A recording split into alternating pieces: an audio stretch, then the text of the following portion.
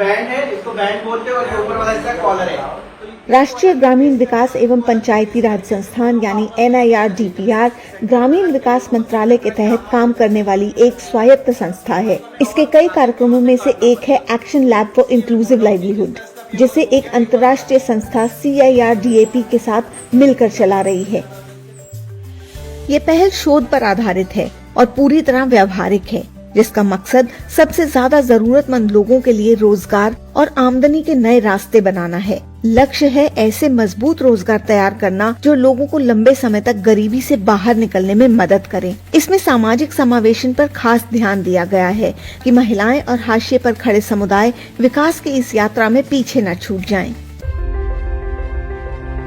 पश्चिम बंगाल की plexus India foundation, जो खास तौर पर ट्रांसजेंडर समुदाय सहित हाशिए पर रहे वर्गों के साथ काम करती है, इस पहल का अहम हिस्सा है। वहीं स्किल ट्रेनिंग देने की जिम्मेदारी उषा इंटरनेशनल लिमिटेड निभा रहा है, जिसने पिछले 14 वर्षों में देश भर की हजारों ग्रामीण महिलाओं को सफल उद्यमी बनाया है।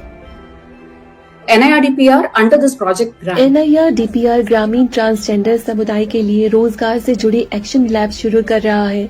इसी कड़ी में उषा के साथ यह सहयोग भी एक ऐसा ही एक्शन लैब है, जहां ट्रांसजेंडर लोगों को सिलाई का प्रशिक्षण दिया जा रहा है। यह पहल NIRDPR की उस बड़ी सोच से पूरी तरह जुड़ी है, जिसका मकसद है उन तक पहुंचना जो अब तक विकास की पहुंच से बाहर रही है। And improving the quality of life in rural India. पश्चिम बंगाल में चल रहे इस प्रोजेक्ट में उषा सिलाई स्कूल सिर्फ एक इम्प्लीमेंटेशन पार्टनर नहीं, बल्कि एक नॉलेज पार्टनर की भूमिका भी निभा रहा है। सालों के अपने जमीनी अनुभव के आधार पर उषा करिकुलम, वैल्यू एडेड सेवाएं और बेहतरीन कार्य पद्धतियां साझा कर रहा है। Usha International played very important role in इस आजीविका मॉडल को मजबूत बनाने और उसे स्थायी रूप देने में उषा इंटरनेशनल की भूमिका बेहद अहम रही है। जब हमने पश्चिम बंगाल के एक गांव को आइडेंटिफाई किया तो वहां 15 ट्रांसजेंडर लोग थे। उषा इंटरनेशनल ने खास तौर पर एक ऐसा प्रशिक्षक उपलब्ध कराया जो ट्रांसजेंडर समुदाय को सिलाई जैसे कौशल सिखाने में सक्षम था। बुनियादी प्रशिक्षण के बाद उषा ने सभी 15 लोगों को सिलाई मशीनें भी उपलब्ध कराईं, जिससे उनका आत्मविश्वास और हौसला दोनों बढ़ा। ट्रेनिंग पूरी होने और मशीनें मिलने के बाद ये साफ दिखाई देने लगा कि 15 में से 5 ट्रांसजेंडर प्रशिक्षण में खास तौर पर आगे निकले हैं। अब उषा उन्हें हाई एंड अपैरल से जुड़ी उन्नत स्किल्स देने की दिशा में काम कर रहा है, ताकि वे गारमेंट सेक्टर के प्रीमियम और बेहतर बाजारों तक अपनी पहुंच बना सकें और अपनी आजीविका को और मजबूती दें। एक साझा सोच के साथ NIRDPR, CIRDAP, Usha international limited और प्लेक्सस मिलकर ये सुनिश्चित कर रहे हैं कि सशक्तिकरण उन लोगों तक पहुंचे जो इतिहास से ही विकास की मुख्य धारा से बाहर रहे हैं। ट्रांसजेंडर समुदाय लंबे समय से रोजगार के मौकों और सामाजिक स्वीकार्यता से दूर रहा है, जिसकी वजह से वे कई तरह की गरीबी से जूझता रहा है। लेकिन NIRDPR और उषा के बीच इस तरह के सहयोग और पुनर्वास व आजीविका से जुड़ी योजनाओं के जरिए अब हालात बदल रहे हैं। ये पहल कौशल विकास के नए अवसर पैदा कर रही है, सम्मान के साथ जीने का रास्ता दिखा रही है और ट्रांसजेंडर समुदाय को विकास की मुख्य धारा में सक्रिय भागीदारी के लिए प्रोत्साहित भी कर रही है। उषा के सिलाई स्कूल जो सेल्फ एम्प्लॉयमेंट को बढ़ावा देते हैं, हमारे लिए एकदम सही मॉडल हैं। इसके जरिए कुछ ट्रांसजेंडर लोग कुशल दर्जी बन सकते हैं और अपना छोटा व्यवसाय शुरू कर सकते हैं, जहां वे अपने ही समुदाय के लोगों को रोजगार दे सकें। इस तरह यह पहल हमारे उद्देश्यों के साथ पूरी तरह मेल खाती है और हमारे लिए बेहद उपयोगी साबित होती है। ट्रांसजेंडर समुदाय की आजीविका पर ध्यान देकर ये पहल आर्थिक सशक्तिकरण के साथ साथ सामाजिक पुनर्वास को भी मजबूत करती है। Skilling and livelihood. एक संस्था के तौर पर हमारा मानना है कि कौशल और आजीविका ही सशक्तिकरण के सबसे पक्के रास्ते हैं। शिक्षा सुधार, आरक्षण और सरकारी नौकरियों जैसे क्षेत्रों में काफी काम हो रहा है। अपैरल सिलाई ऐसी स्किल है जिसकी मांग हमेशा बनी रहती है और बात सिर्फ ट्रेनिंग तक सीमित नहीं है। अगर बाजार से जुड़ाव भी हो तो इसका असर कई गुना बढ़ जाता है और यहीं पर उषा की भूमिका बेहद अहम हो जाती है। जब भारत समान और सतत विकास की दिशा में आगे बढ़ रहा है, तब उषा सिलाई स्कूल और NIRDPR जैसी साझेदारियां समुदायों को आगे ले जाने की मजबूत ताकत बनती है। इसके लिए मुझे लगता है कि मैं NIRDPR और उषा को थैंक्स बोलना चाहती हूँ कि उन लोगों ने इस इशू को समझा और वहाँ से एक नया रास्ता की शुरुआत यहाँ पे हो रहा है।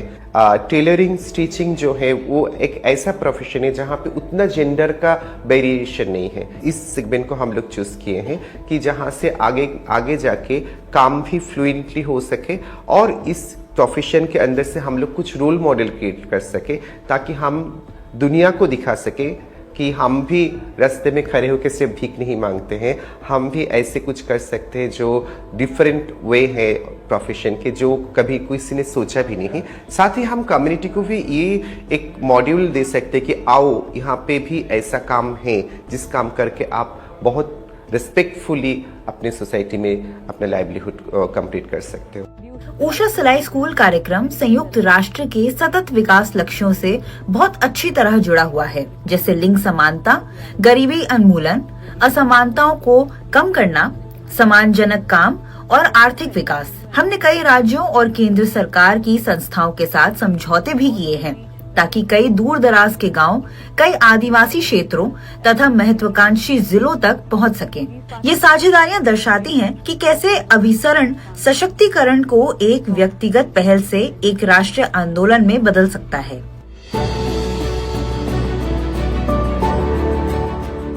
पश्चिम बंगाल से अब हम तेलंगाना की ओर बढ़ते हैं, जहां समावेशी विकास की ये कहानी अपनी परतें खोलती चली जाती है। मुलुगु एक ऐसा जिला है जो अपने घने जंगलों, आदिवासी विरासत और गहरी सांस्कृतिक जड़ों के लिए जाना जाता है, लेकिन इस सुंदरता के पीछे एक ऐसी कहानी भी है जहां खामोशी और निराशा बसती है। बेहतर रोजगार की तलाश में जुटी महिलाएं, स्थिरता चाहते परिवार और आगे बढ़ने के अवसरों का इंतजार करते समुदाय।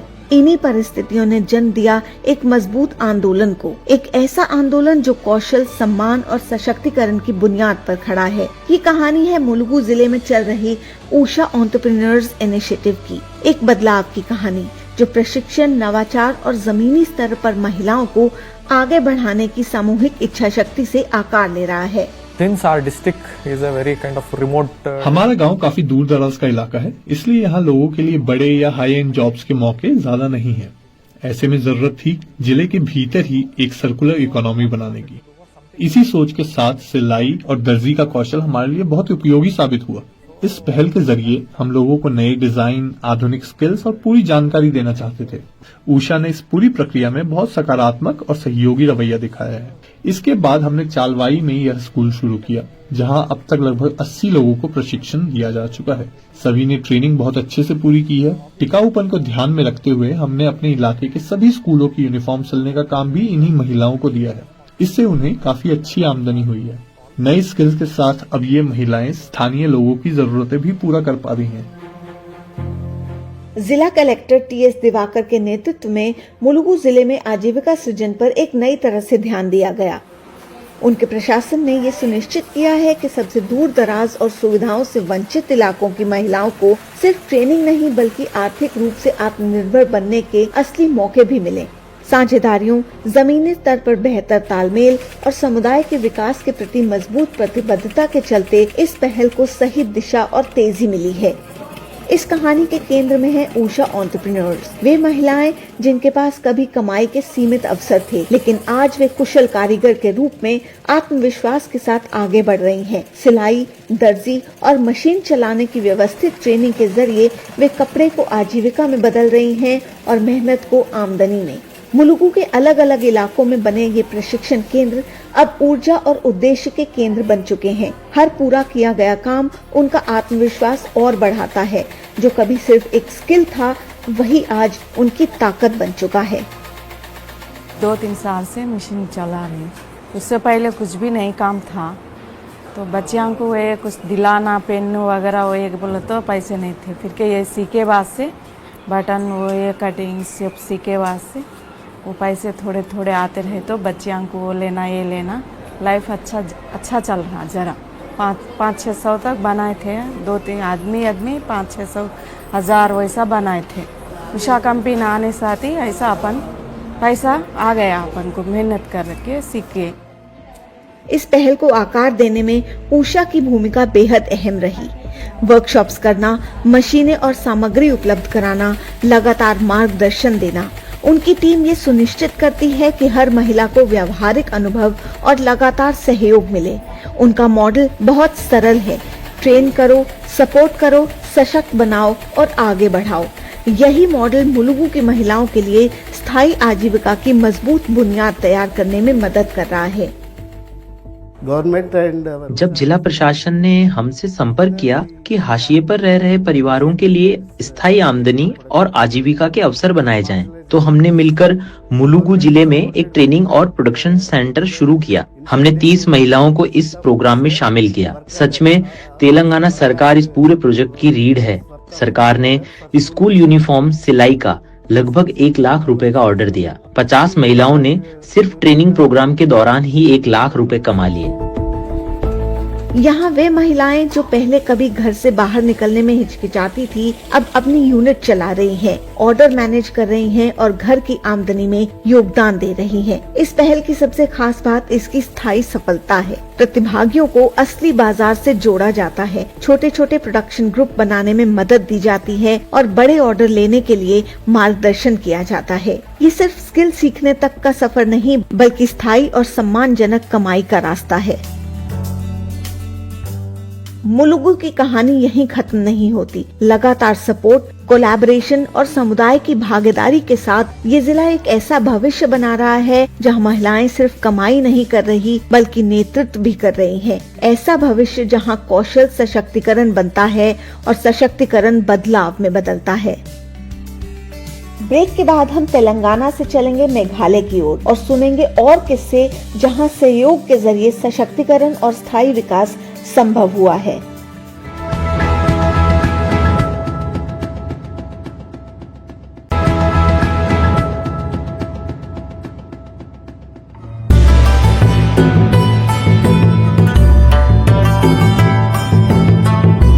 सालों से मेघालय ने लगातार तरक्की और असल बदलाव देखा है। ये यात्रा किसी एक पल से नहीं बल्कि समय के साथ मजबूत हुई साझेदारियों से परिभाषित होती है। ऐसी ही एक साझेदारी है उषा इंटरनेशनल लिमिटेड और Meghalaya state rural livelihood society MSRLS के बीच, जो मिलकर लोगों की जिंदगी बदलने और स्थायी आजीविका बनाने का काम कर रहे हैं। उषा सिलाई हमारी एक पहल है जो हमने उषा के साथ मिलकर शुरू की है। इसमें वे सिलाई प्रशिक्षण केंद्र स्थापित कर रहे हैं ताकि हम अपनी महिलाओं को कौशल दे सके और उन्हें एक और आजीविका का अवसर मिल पाए। पिछले 6 सालों से उषा इंटरनेशनल और MSRLS मिलकर पूरे राज्य में महिलाओं के लिए अवसर बढ़ा रहे हैं। अब तक उन्होंने 17 ट्रेनिंग कम प्रोडक्शन सेंटर बनाए हैं, 250 से ज्यादा महिलाओं को प्रशिक्षित किया है और कौशल, रचनात्मक और सहनशीलता पर आधारित मजबूत इकोसिस्टम तैयार किया है। We found that the women are very into to हमने देखा कि महिलाएं नए कौशल सीखने के लिए बहुत उत्साहित है। उषा सिलाई द्वारा भेजे गए मास्टर ट्रेनर्स के साथ इन सेंटर्स में जो ट्रेनिंग उन्होंने हासिल की है उसका नतीजा भी बहुत अच्छा दिख रहा है। अब जो महिलाएं सेंटर से ट्रेनिंग पूरी कर चुकी हैं, उन्होंने अपनी खुद की यूनिट शुरू कर ली है। इस यात्रा में एक महत्वपूर्ण पड़ाव रहा सरस आजीविका मेला, एक ऐसा मंच जहां महिला उद्यमी अपनी पहचान दिखा सकती हैं। यहाँ वे सिर्फ अपने उत्पाद प्रदर्शित नहीं करती बल्कि व्यवसायी और बदलाव लाने वाली महिलाओं के रूप में भी पहचानी जाती हैं। मेले की 6वीं बार आयोजित होने वाली एक खास बात रही इसका फैशन शो, जहाँ वे महिलाएं जो पहले खेतों में काम करती थी अब आत्मविश्वास के साथ रैंप पर चलती हैं और अपने ही डिजाइन किए हुए कपड़े पहनती हैं। ये सिर्फ एक आयोजन नहीं है, ये साझेदारी, परंपरा की रक्षा और आजीविका बनाने के बीच एक पुल का काम करती है। महिलाएं सिर्फ आधुनिक कौशल ही नहीं सीख रही बल्कि खनन कढ़ाई जैसी पारंपरिक कलाओं में भी नई जान डाल रही हैं। इस तरह मेघालय की सांस्कृतिक पहचान को आधुनिक बाजार में भी जीवित रखा जा रहा है। As we are aware, this particular embroidery is in a dying stage. जैसा कि आप जानते हैं, खनेक कढ़ाई की कला धीरे धीरे खत्म होने के कगार पर है। ऐसे में इस तरह की पहल आने से न सिर्फ इस कला को बचाने और फिर से जीवित करने में मदद मिलेगी, बल्कि महिलाओं को सशक्त बनाने का भी अवसर मिलेगा। ये महिलाएं गांव की और महिलाओं को ट्रेनिंग देंगी, जिससे यह कढ़ाई फिर से फैलेगी, केवल मेघालय में ही नहीं बल्कि पूरे देश में। But in the country as a whole. इस सहयोग की गूंज दूर दूर तक फैल रही है और इसे राष्ट्रीय और संस्थागत स्तर पर पहचान भी मिल रही है। I think providing livelihood is an objective of every government, and the idea really is to ensure that we create livelihood. मेरा मानना है कि आजीविका देना हर सरकार का उद्देश्य होना चाहिए। असली सोच यह है कि हम अपने संसाधनों और ताकत का इस्तेमाल करके रोजगार के अवसर बनाएं, ताकि लोग अपने ही क्षेत्र में काम करके वहीं रह सकें। हमें खुशी है कि मेघालय में भी यह प्रोजेक्ट शुरू हुआ है। इसका मकसद यह सुनिश्चित करना था कि हमारी महिलाएं भी विभिन्न आर्थिक गतिविधियों में शामिल हों। हमारे यहाँ मृतस्थात्मक समाज की परंपरा है, इसलिए हम यह ध्यान रखते हैं महिलाओं को सम्मान और अवसर दोनों मिले, जैसे कि किसी समाज में होना चाहिए। Get that kind of respect and get the kind of opportunities that should be there in every society.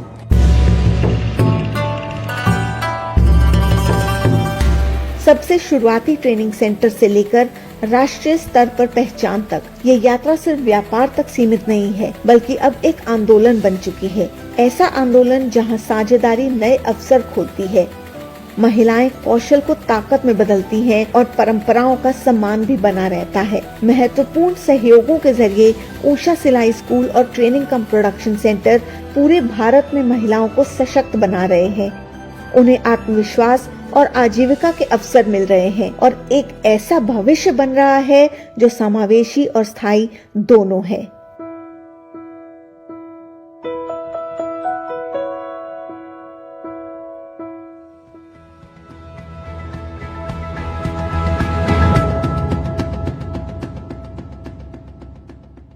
प्रायोजक हैं उषा।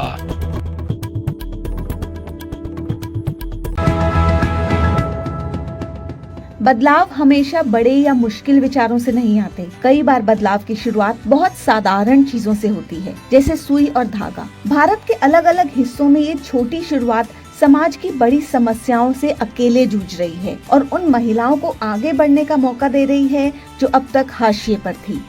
अब कुछ करके दिखाना है, स्वाभिमान से, डिग्निटी से जीना है। ऊषा सिलाई स्कूल महिलाओं को सिर्फ सिलाई नहीं सिखाता, बल्कि ये भी सिखाता है कि जब पुरुष महिलाओं के साथ खड़े होते हैं और जब महिलाएं अपना ज्ञान या हुनर दूसरी महिलाओं को देती हैं, तो पूरा सिस्टम और मजबूत बन जाता है।